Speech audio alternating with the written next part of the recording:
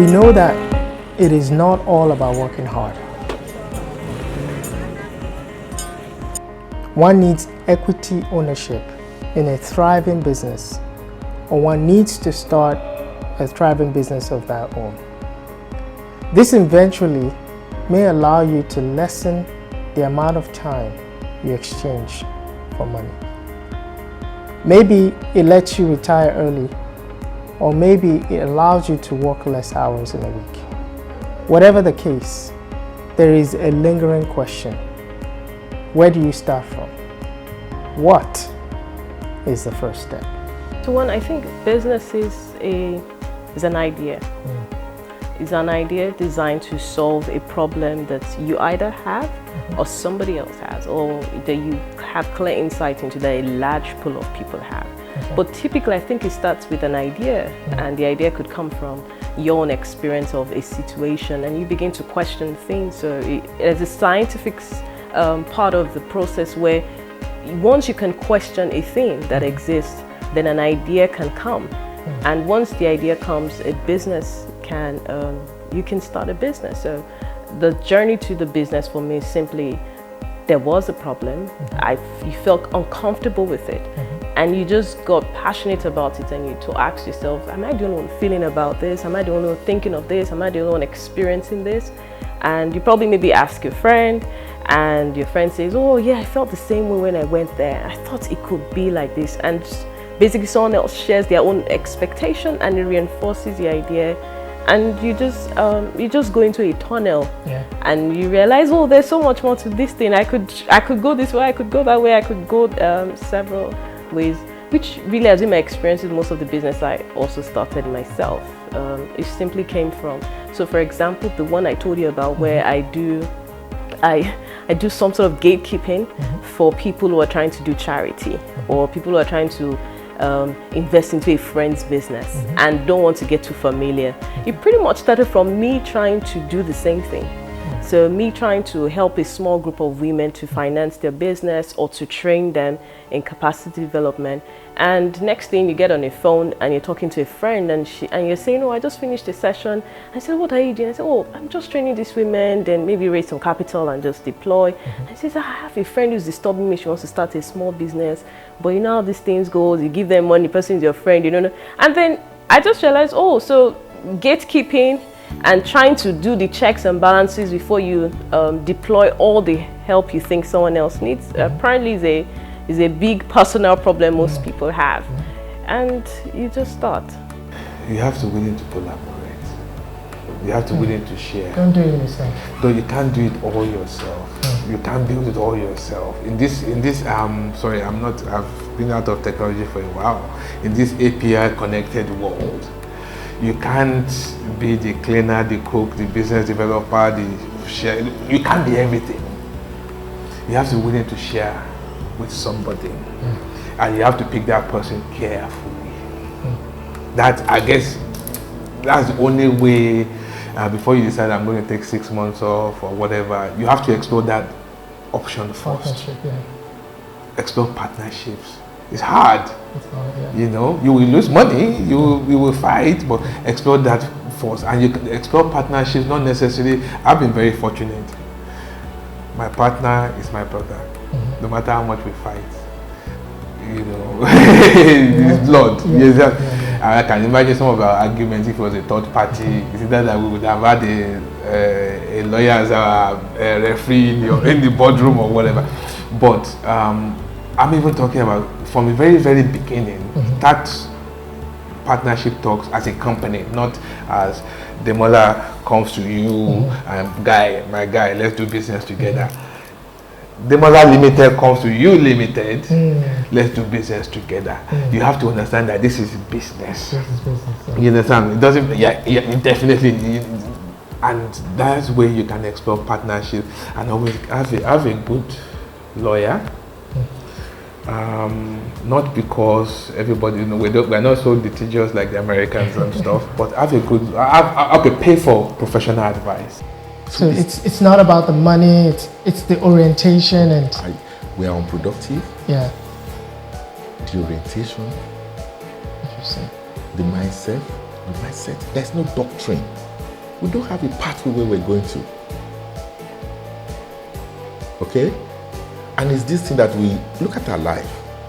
We like to give, okay, and then we show it, or we giving, church is giving something else, everybody's doing something, giving, and you know, no. It's not going to help their life. What are you putting in place to be productive? If you can't produce it here, import it. Import it. So one of the things I've heard though is you try to do the right thing, maybe going back to this idea of the average Nigerian. Let's say you go to like a tailor school or like become a mechanic, and you're trying to do the right thing. But then you look all around you, people are getting there quicker, faster than you. Getting there mean like getting to a place where they're financially successful. And you look at that and you realize that if I just do what they do, why do I need to be productive? Why can't I just do what they do? And I think my hypothesis is maybe a lot of us Nigerians fall into that trap to say, if we just do what everybody else is doing, we'll get there faster. But in doing so, we're actually sacrificing productivity. And we're not building the community to a place where like we can actually increase our value to the rest of the world. You see? Yeah. Orientation, okay. on productiveness, right? Yeah. Now, so someone starts a salon here, or someone starts a school here, someone starts something, immediately he comes and starts because you're making money. Yeah. He comes and starts because, what should we do? You are doing it. You are producing something, right? Yeah. I should look for products that supports what we're doing. Thank you. Not try to compete. Not try to compete. Otherwise you stifle everything, So let's say you have seen people coming up with salons and everything, and I should go and be selling clippers. I should look at the service that, okay, fine, I can provide a cleaning service for you. Yeah. This is where the black, where you have a problem. Mindset.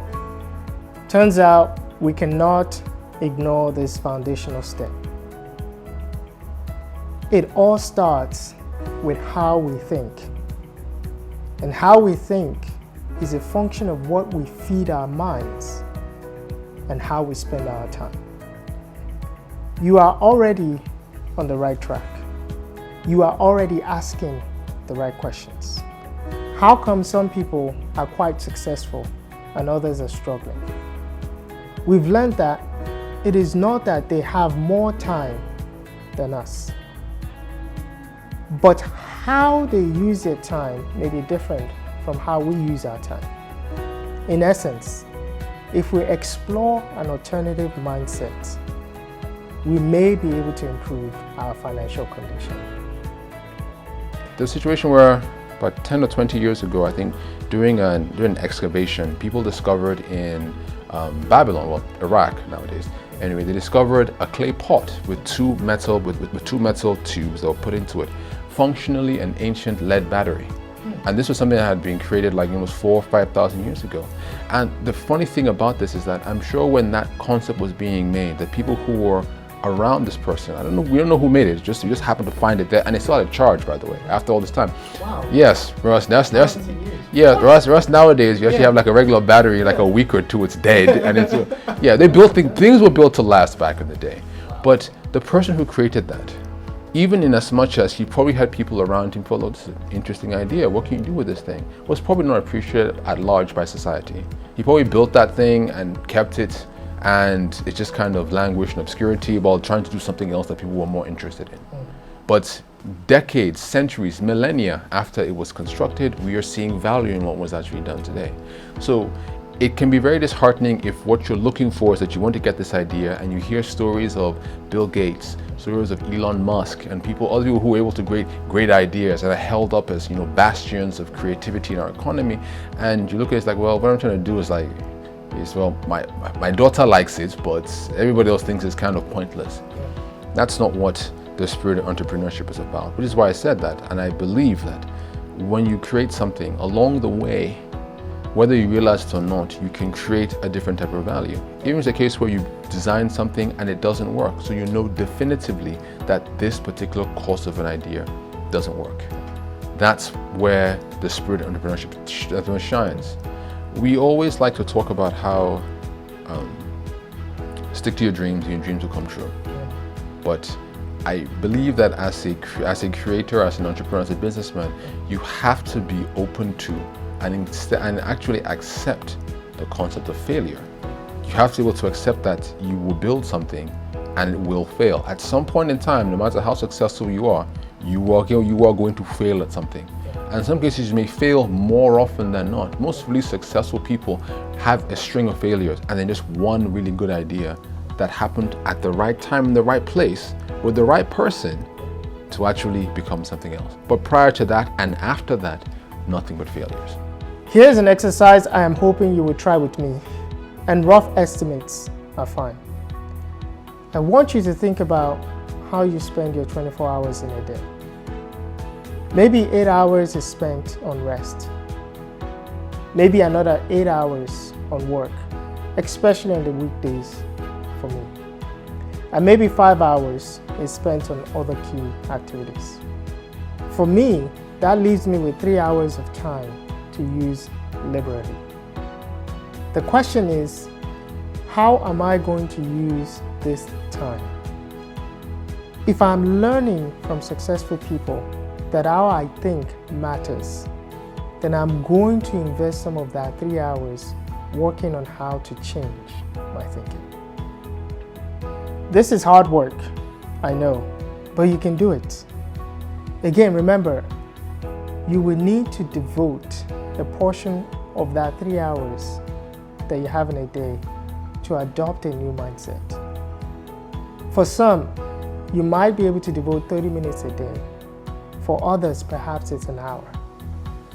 And what you do with this 30 minutes or an hour in a day will depend on you. For some, it might be picking up a book to read and broaden how you think. For some, it might be watching YouTube videos like you're doing right now. Videos of people that you can learn from or people you admire to try to understand what makes them successful. For others, it might be learning a new skill, say tailoring, barbering, cooking, etc., and learning it well. And others, it might be trying to understand how products get on the third mainland bridge of Lagos. Take a listen to this fantastic story. We sold cashew nuts. Oh, interesting. I don't tell people this outside, Yeah. but we literally sold cashew nuts. Yeah. And it all came from you have to be very observant as well. Yeah. So we came. I remember when my partner and myself, when we first landed in Nigeria, from the airport to Ikoyi, I noticed after being away for 19 years, and you have to remember 19 years not stepping into Nigeria, I noticed that there were guys on the bridge that were not there when I left Nigeria that were carrying boxes cut in a particular way, selling sweets and chewing gum and cigarettes and everything. And I noticed that all those guys had the same pattern of boxes, and they arranged chewing gum, this type of chewing gum here, this type of cigarettes. They had a particular way of arranging them. So it caught my attention. Say, how? I mean, is this a coincidence or is there a big man? Later on, we found out that actually they have it like almost like a training school where somebody gives you, they kind of have a standard there. So we got thinking. So throughout the trip, it was playing on my mind. How did these guys get? How can you get from a tom-tom, from a confectionery company to Falomo Bridge? How? What's the process? What's behind it? And so we spent a lot of time. I spent a lot of time thinking about it. And one day in jest, I was telling my partner, I bet I can get a product onto Falomo Bridge. That's awesome. And we had a bet, something silly, maybe a bottle of NSC or something like that. We had a bet. So for that time, and that was that was a challenge. I said it, but I didn't really mean it. You know. Then so we spent years. Not years, quite a couple of months. You know. Then we went back to the UK, came back. I started coming frequently. And one day I went to visit my cousin in Aki Adeshola, and he was a returnee as well. And he went into agriculture, and he manufactured cashew in these fancy packages. And the minute I saw it, I said, this is a product I want to sell. So I took a couple of cartons. He didn't mind, like family. And I went back and I took another couple of cartons. The guy said, hey, this thing is merchandise. So this is not, because, so we had the entire set of people. By this time, we already had a business. We were already doing oil and gas. We were selling bits and bits of products. And we ended up, so everybody in my office became a salesperson. So there's a guy that says, my wife works in a bank. They're always looking for snacks. It took a dozen. And even my security guy, surprisingly, took it and went to MedPlus. Awolowo Road here, Kefi here, and they bought it. And they asked for more. They went from MedPlus Kefi to another MedPlus in Victoria Island. Before you knew, we had distribution. Then another intern came in and said, oh, my sister was very good at this. Oh, you invite your sister in. And the sister came in and took a couple of cartons. And the next thing you know, she's calling me and said, I'm at Ebano. They said they want more. And coming from Ebano, they said, oh yes, Virgin Nigeria. They said they want to start selling cashew. Or they want to start serving cashew on the planes. And a couple of other airlines came through, and we sold several. So you started with just observing, and somehow you built this competency around identifying opportunities. That's right. And then you didn't just stop there. You did some research as well to say, you observed trends and you did some research. That's right. And then you took a step, and then you discovered that sales was important. Yes. That's incredible. Yes. And we we also had a condition, so nobody could know we are selling cashew, because in Nigeria you can't say I'm doing oil and gas. I'm doing telecoms, I'm doing construction. Now I'm not doing cashew. I mean, so we had to do on the down low and everything like that. But the invoices were coming, the money was coming in real. It got to a stage that the airlines were begging us for allocation, and eventually we had to stop it. Not because the market wasn't there, it was because it wasn't even about the focus. The money was beginning to look very good, but my cousin was having production issues, so he did it as let me earn naira. His main market was abroad, so it was earning forex. So he couldn't cope with the whole thing now. So if you go around, the cashew is still there. I'm no longer involved in it, but those were the ideas. That was, I didn't get to follow more, but I got to find out that there's a guy in Okeare Market, that's the biggest cashew distributor in Lagos. How do you become, and they are not even formal. You get to find these things out. Then I developed a very good skill from one of my supervisors of always keeping records of my spends. So my expenses, I could keep record. And then when I did an analysis at the end of the year, I found out that over 47% of my income, I was giving it to help people. Just giving it out. Charity.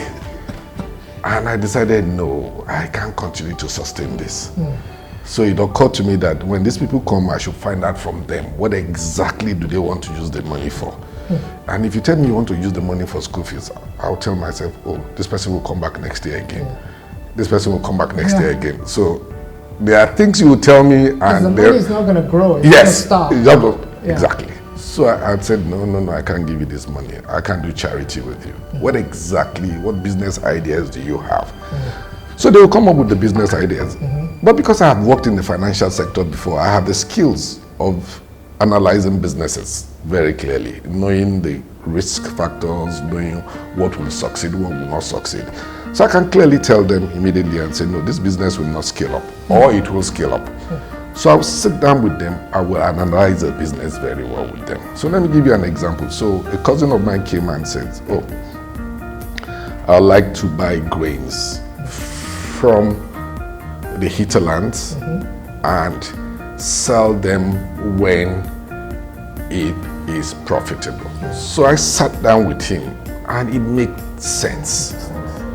buy it and sell it. But because it's a business I don't understand, remember in my upbringing, I said I moved these goods from one place to the other. Right. So I went back to the skills I have picked up and the experiences I have picked up. It was clear to me that, okay, during the raining seasons, these things are much cheaper, and during the dry season, they are a little bit expensive, and then you can sell it. And then I knew equally too that you need to maintain it, you need to treat it and all those stuff. So we went through the circle. But even with the past knowledge, I didn't rush into it. So I told him, okay. So he said I should bring money, so we'll do 500 bags, 600 bags. I wasn't ready for it. So we started from like 50 bags. So from 500 to 50. Yes. But before then, we had a clear agreement that the profit from this is going to be split into 3. One for the person who is financing, and then the other 2, one for him, one for myself. So technically I was taking 66.6% or about 70% off. But it was okay for me. So we started with 50 bags. We saw that, look, this makes sense. So rather than add my money to it again for the expansion the next year, I decided to take only my profit entirely and put it into it, and equally encouraged him to do the same thing. But that business have grown a lot. I mean, from 50 bags, 100 bags, 1,000, 2,000, 5,000 bags, and one of the biggest for now. But one critical thing I would like to mention here is I had to sit down with him to say, look, how much does it cost you to feed in a month? How much does it cost you to pay for the children's school fees? I had to take that on board. Because if I did not take that on board, then the initial principal was at risk. Because there's no way he will have money. He will have problems on hand.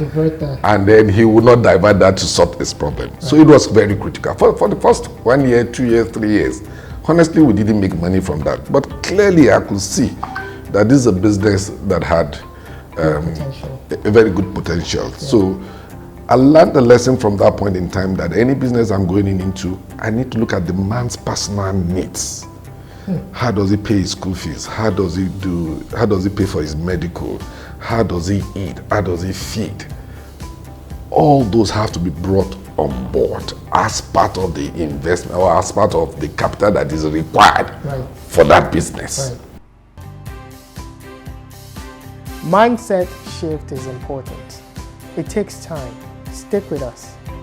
The goal is not to turn you financially free overnight, but to empower you to have more options, more choices, to ultimately increase your productivity.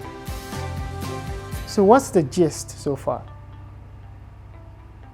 It is that it is important to consider an alternative mindset if you want to change your financial outcome. Opportunities exist. You don't need to rush. If you learn to think like successful people, then you stand to increase the odds of being successful yourself. And when you become successful, you create jobs into the economy, which is something we all want. Take inventory of your 24 hours. Decide how much time each day you can devote to thinking differently. Decide a few ways in which you're going to do this. If you've wanted to be a writer, then you can spend 10 minutes a day writing. If it's learning piano, you can also do the same. You might be asking, what does all this have to do with making money? It is a fair question and a very important one. But stick with us as we talk to all those who have cracked this code, and the answer will reveal itself. All right, thanks for sticking with us. We hope you've gotten some fantastic insights from those conversations. To recap, if you change your mindset, you change your actions. And if you change your actions, you change your outcome, which is what we want. So here's one thing we want you to do after watching this episode. We want you to think about the 24 hours that you have in one day. And we want you to think about how you're currently using your 24 hours. We suspect that you're probably spending 8 hours resting, and we suspect you're probably spending 8 hours working, And we suspect that you're probably spending less than 8 hours doing other key activities. The point of this exercise is to try to find maybe a 30-minute block or an hour block that you can devote to building a new mindset. The first step is to make the time and to find a consistent time. What you do with that time is absolutely up to you. The goal is to think differently. So one way to achieve that is to consider maybe picking up a book to explore alternative approaches and ideas. Another way is to learn a new skill. Maybe learn how to be a tailor, learn how to be a mechanic, learn how to be an event planner, or maybe consider watching videos of people that you admire and see how they go about achieving the results that they've achieved. Whatever the path you've chosen, the point is find the time to do something differently so you can build a new mindset. This is Aiki Media. Thank you for joining us for the first episode, and we'll see you next time. Cheers.